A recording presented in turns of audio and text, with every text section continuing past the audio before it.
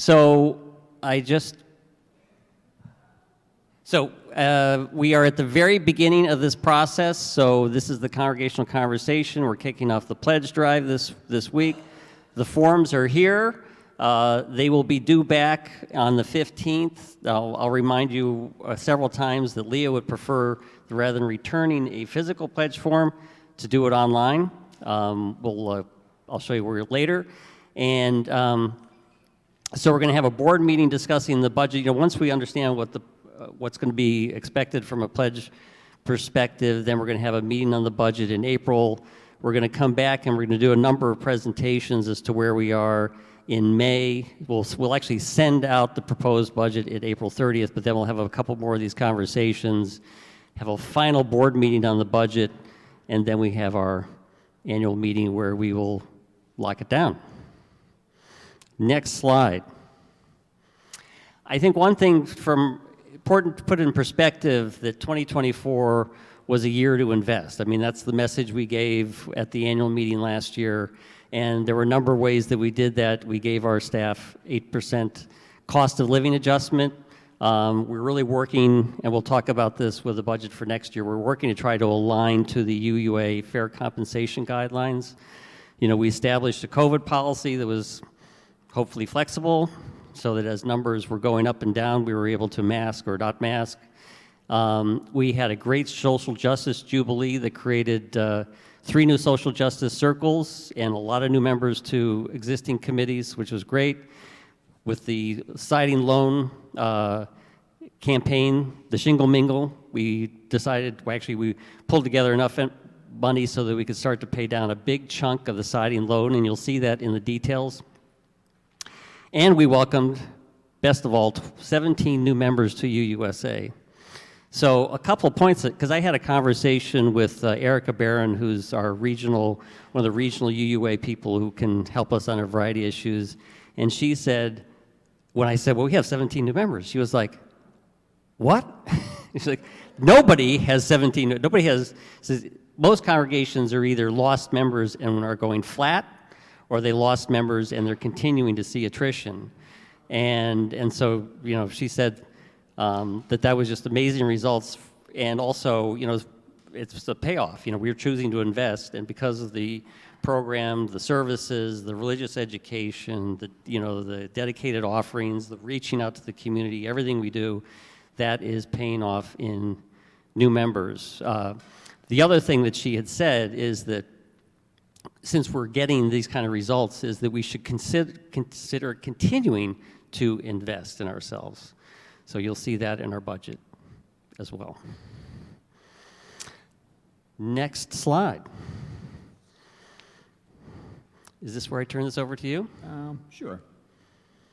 So this is a slide which shows our, the estimated column just basically shows our fiscal year 24 budget as we approved, and adjusted is for any adjustments that we've made relative to that budget.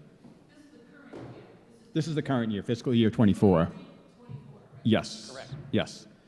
So we're expecting pledge income, it appears to be in line. There's no real concern there. With the contributions, the plate and gifts, we did have a line item in there for miscellaneous gifts, and that's for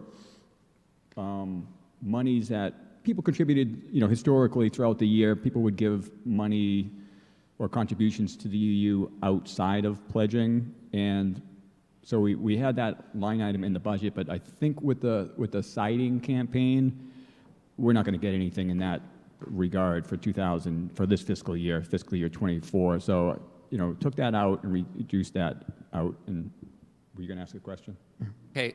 We will, for other questions, we'll pass the mic around, but the question just for the recording and for Zoom was, did the winter appeal from fiscal year 23, was that included in this? But no, that was in the previous fiscal year, because our fiscal years go from July 1st to June 30th the following year.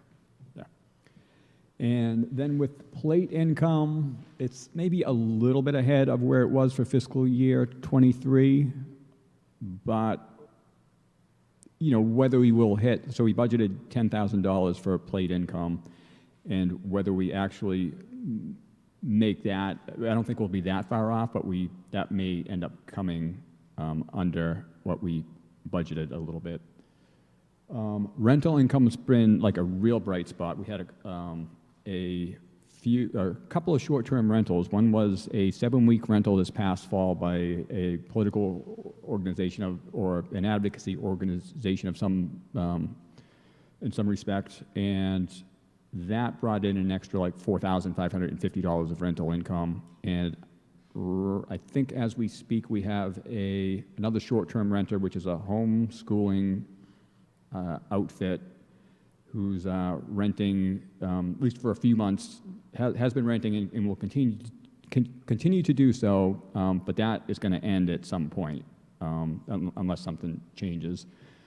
And so that's been a bright spot, and it might actually come in over the $25,000 that has been adjusted to. Fundraising, we'll have some fundraisers in the spring, and we've already had, let me see, the T-shirt sales, and then some, of the stuff that we've been doing in the fall that raised a little bit. So I think we're ahead of the game of where we were last year at this time, because I don't think we had any fundraisers. But so we'll see what comes in the spring for that.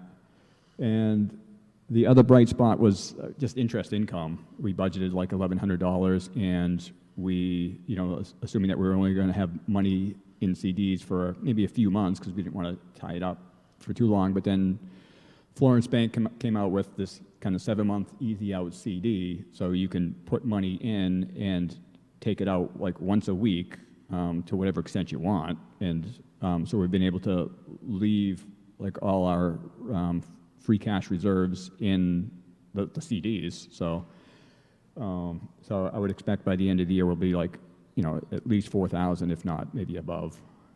So that is a nice increase. And then, our income from the SRECs, that program is basically winding down, and that has provided income for our budgets over a number of years of, at least a few $1,000s. And that, in terms of getting full payments from that essentially ended in like September, and we'll still get some payments of a few $100s maybe a year. So I think that's going to come up in a little bit under for this year's budget. And then for the fiscal year 25 budget, it's going to be a lot lower. Instead of a few $1,000s, it's going to be a few $100s. And and then transfers from reserves, that $36,431 is what we approved in last year's budget of what we were going to support the budget from our reserves. And the adjusted amount is just what I adjusted because some of the other income has increased. So we probably will use less from reserves than expected. And, just to set some, context for that, in last year's budget, when we approved that, we were adding, $14,000 for the loan payments that we don't traditionally have in the budget. And then in years past, we had like an angel donor who would kind of offer a match up to a certain extent, and that ended with fiscal year 23. So that put us a little bit more behind than expected. And then then certain members, like life situations changed where they just weren't able to contribute financially anymore. And then then we also had like kind of the negative effects of kind of the COVID hangover where we lost memberships, as did most churches. And fortunately, like our membership numbers, as Jeff has mentioned, are increasing, and we're bouncing back, and we're kind of moving into fiscal year 25 with renewed optimism and confidence in the direction that the congregation is moving. And so next slide.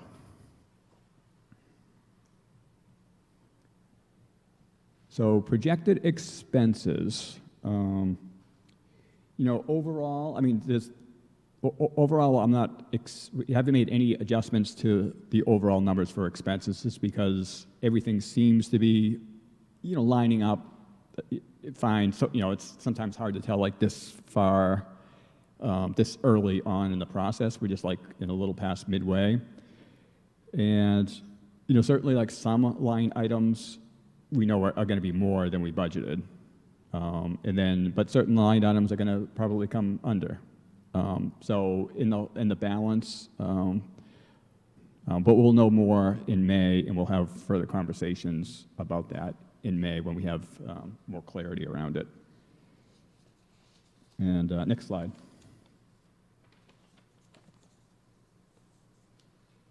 All right, so this is what we've put together for estimated revenues for fiscal year 25. We're starting the budget with the assumption that pledge income will be flat relative to what it was in fiscal year 24.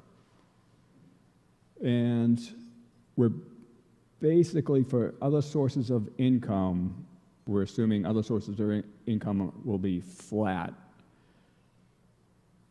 And then for the transfer from reserves, the board is recommending that we transfer $20,000 from our reserves to continue investing in the congregation, as we emerge from the aforementioned challenges of the past few years. Based on the current iteration of the budget, and it's kind of an aspirational budget, it's based on like what people have requested in their budgets, we have approximately a $44,000 gap between income and expenses. And we're proposing to make up about a little less than half of that through this $20,000 transfer from reserves, and we are hoping to make up the balance to the pledge drive. So kind of the target number that we're hoping to raise to the pledge drive is about $226,000, which is approximately 12% higher than fiscal year 24's pledges. And then for expenses, the primary increase in expenses is for the fiscal, in the fiscal year 25 budget relative to the fiscal year 24 is wages. And that's like as we're moving forward to reaching our aspiration to pay staff in line with the UUA guidelines, we're proposing salary adjustments that will bring us in line with the UU salary guidelines for small congregations. And so the resulting overall increase in compensation, it approximates about $5,000 over fiscal year 24. We're also budgeting increases in certain expenses associated with our meeting house. Part of that is just increases like that we don't want, things that we don't want to increase, like liability insurance, which we just got our policy renewal, and that went up by $1,800. And so we'll likely be we'll be reviewing that to see if we can get a better quote from somebody else at some point. And we also have increases in the budget for Sunday services and program expenses. But fortunately, like offsetting these increases include the lowering of our loan payments, because with the loan payments or the low pay down that we'll be doing, we're going to re-amortize the loan payment. And as things stand now, it'll re-amortize from like $1,188 a month to $645 a month, and it may be lower. So that's lowering what we have to pay out of pocket, for this next fiscal year by about $6,500. And then we also won't have the sabbatical expenses, which were about $2,500 that were in fiscal year 24's budget. So between the items that we expect to increase and the items that are expected to go down, the net increase in expenses is, I think, a little bit more than $2,000. So it's not a big increase in expenses for this next fiscal year. A couple things, maybe anticipating questions, is that I remember discussion last year where we did not have the siding loan in the budget. So, you know, the recalculation of 2020, fiscal year 24, and plus looking forward, the siding loan's in there. So the good news about the money we're able to raise and the money we're able to put from reserves is that we've brought the siding loan down to a pretty manageable monthly cost. So it can go on until we get to like a big chunk of money, and then we can pay it all off. But the other thing is that the salary, so last year we gave, in salaries, we gave everybody an 8% cost of living adjustment because we were so far below what, you know, we should be paying our staff. This year, the UUA has provided guidelines based on experience, based on location, based on size of congregation. And so we use those numbers to figure out what the salary adjustment should be for all the staff.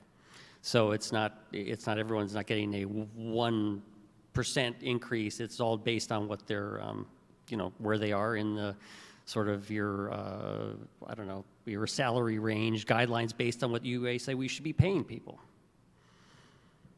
Sue. Siding loan question. You mentioned the initial was like 170 something, and then you said after the pay down. So the fundraiser, we have not paid down the loan from the fundraiser yet? No. Okay. Great. Oh. Or you could use.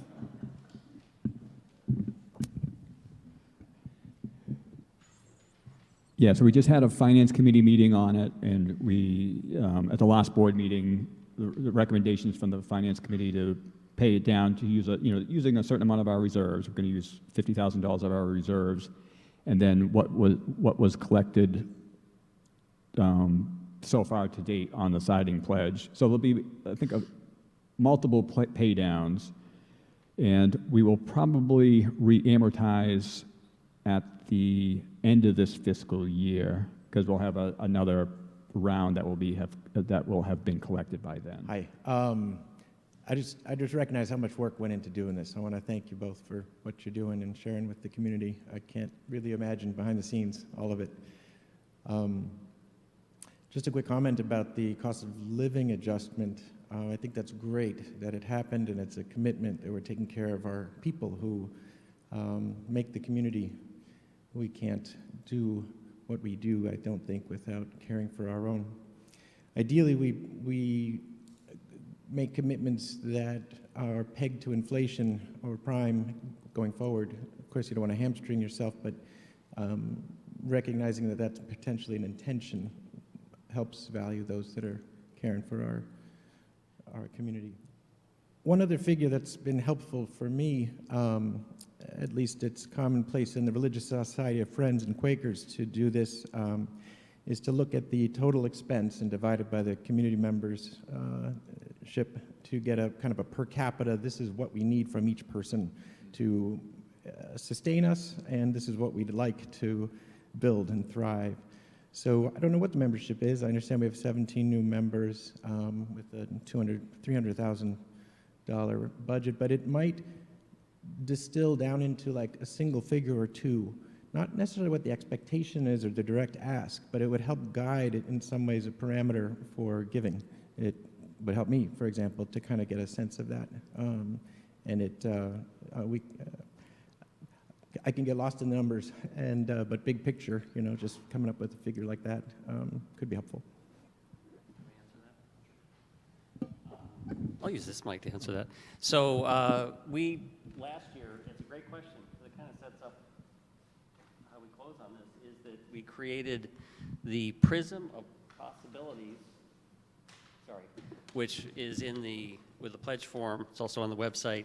And on the website, there's also a calculation of roughly at the different levels of contribution, how many pledges we got last year, how many I think the year before, and how many we got last year, so that you know, I think we used to give a percentage of income recommendation. This is what you should be able to, or should contribute, and we decided to go to something that felt a little bit more like, what do you feel like giving? You know, are you in a position where, you know, you're still a member of the congregation, you're active and you're contributing in other ways, but this is not a good year for you to contribute financially, all the way down to gold, which means I'm feeling pretty good.